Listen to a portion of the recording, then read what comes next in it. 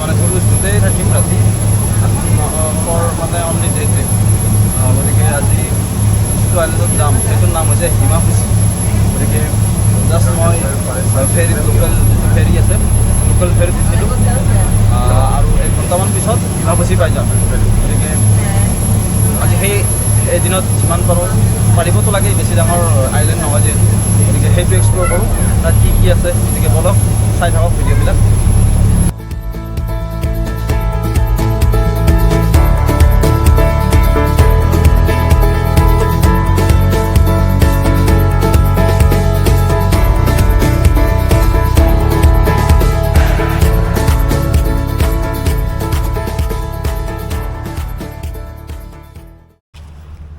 আৰু এইমাত্ৰ মই জাষ্ট ফেৰীৰে নামিলোঁ আৰু এয়াই 1 ঘণ্টা সময় লাগিল মোৰ টুলুজটোৰ পৰা হিমাফুচি আইলেণ্ডলৈ। আৰু মানে মাজতে আৰু এটা আইলেণ্ড আছিল, সেইটোৰ নাম আছিল হুৰা।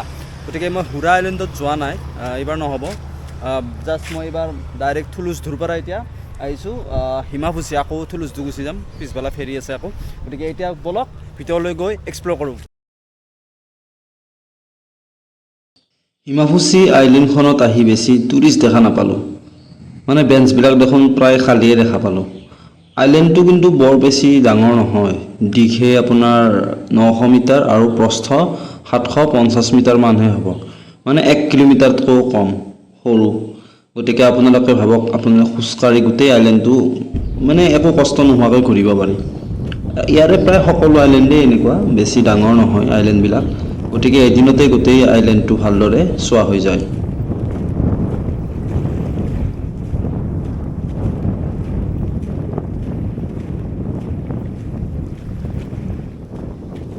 ইয়াতে আপোনালোকে বহি ৰেষ্ট কৰিব পাৰে আৰু সাগৰৰ সুন্দৰ ভিউ এটা উপভোগ কৰিব পাৰে।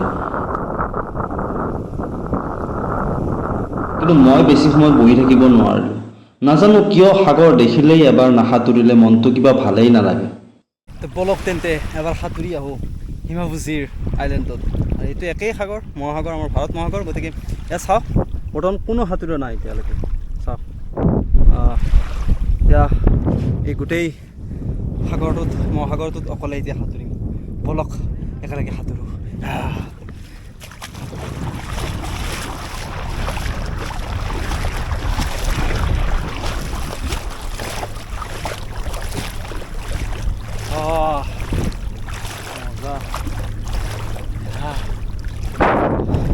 বিউটিফুল। যোৱা ফেৰীৰ সময় হ'ল 4টা, গতিকে 3টা বজালৈ মোৰ কোনো চিন্তা নোহোৱাকৈ আইলেণ্ডটোত সময়খিনি মই কটাব পাৰিম।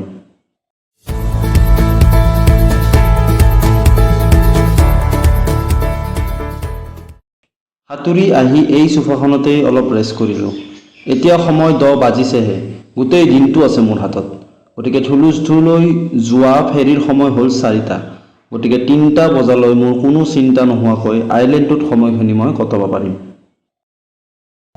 হঠাতে ভাবিলোঁ এবাৰ স্নৰ্কেলিং কৰিয়ে পেলাম আজি। ইয়াতে আপোনালোকক যি ইকুইপমেণ্ট লাগে, স্নৰ্কেলিং হওক, স্কুবা ডাইভিং হওক আৰু অন্যান্য যি আপোনালোকে এডভেঞ্চাৰ্ছ কৰিব খোজে, গোটেইখিনি ইকুইপমেণ্ট ইয়াত পোৱা যায়। গতিকে লগত একো আনিব লগা নহয়, যদি আছে আপোনালোকে আনিব পাৰে, সেইটো বেলেগ কথা।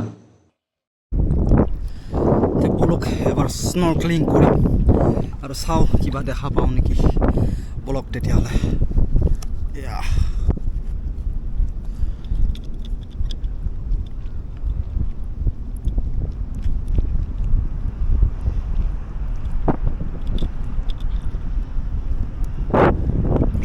কিছু সময় এনেদৰে স্নৰ্কেলিং কৰিলোঁ, কিন্তু বিশেষ কিছু দেখা নাপালোঁ। কিন্তু মই নিৰাশ হোৱা নাছিলোঁ, কাৰণ এইবাৰ মালদ্বীপছত মোৰ কোনো প্লেনিঙেই নাছিল যে মই স্নৰ্কেলিং কৰিম। হঠাৎ আজি মন গ'ল, সেইবাবে কৰি দিলোঁ। কিন্তু যোৱাবাৰ যেতিয়া মই ইণ্ডোনেছিয়াত কৰিছিলোঁ, নুছা পেনিডা নামৰ আইলেণ্ডটো, তেতিয়া কিন্তু বহুত ধৰণৰ মাছ বা সাগৰীয় জীৱ জন্তু বহুতখিনি দেখা পাইছিলোঁ।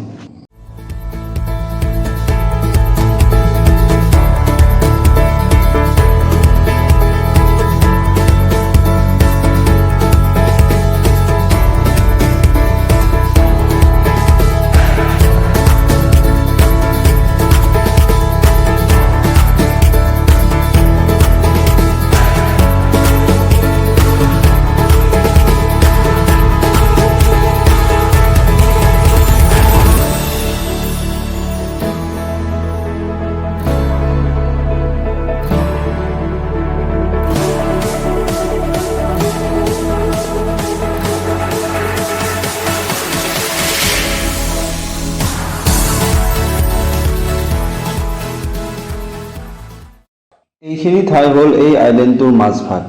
ইয়াতে এখন ইণ্ডিয়ান কেফে দেখা পালোঁ আৰু লগতে বিভিন্ন হোটেলো আছে। কিন্তু যদি কম্পেয়াৰ কৰে আপোনালোকে তেতিয়াহ'লে থুলুজটোত এই আইলেণ্ডতকৈ বেছি হোটেল আছে। মাজভাগতে আছে এইটো এটা চৰাইঘৰ।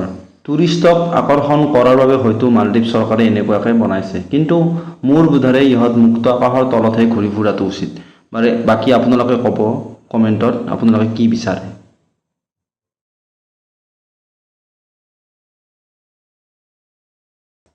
কিন্তু আপোনালোকে যদি ভিউৰ তুলনা কৰে, ইয়াতো অতি সুন্দৰ সুন্দৰ ভিউ আছে। মালদ্বীপছৰ প্ৰত্যেকটো আইলেণ্ডে অতি ভাল লগা, কিন্তু কোনোবা এটা আইলেণ্ড হয়তো অলপ বেছি এক্সপেঞ্চিভ বা কোনোবা এটা আইলেণ্ড হয়তো বাজেট ফ্ৰেণ্ডলি। গোটেই মালদ্বীপছখন মেইনলি টুৰিজিমৰ ওপৰতে চলি আছে, আৰু এখন দেশ চোৱাৰ সপোন পূৰা হ'ল মোৰ। নেক্সট ট্ৰিপটো ক'ত যাম, কোনখন দেশত গৈ ভাল লাগিব, এইবোৰ কথা ভাবি থাকোঁতেই আহি গ'ল মোৰ থুলুজ আইলেণ্ডলৈ যোৱা ফেৰীখন। মানে সময় 4 বাজিল। গতিকে হিমাফুচি আইলেণ্ডক টাটা বাই বাই দি উভতি আহিলোঁ থুলুজ আইলেণ্ডলৈ। এই ভিডিঅ'টোত এইখিনিয়ে, আকৌ নেক্সট ভিডিঅ'ত লগ পোৱাৰ আশাৰে।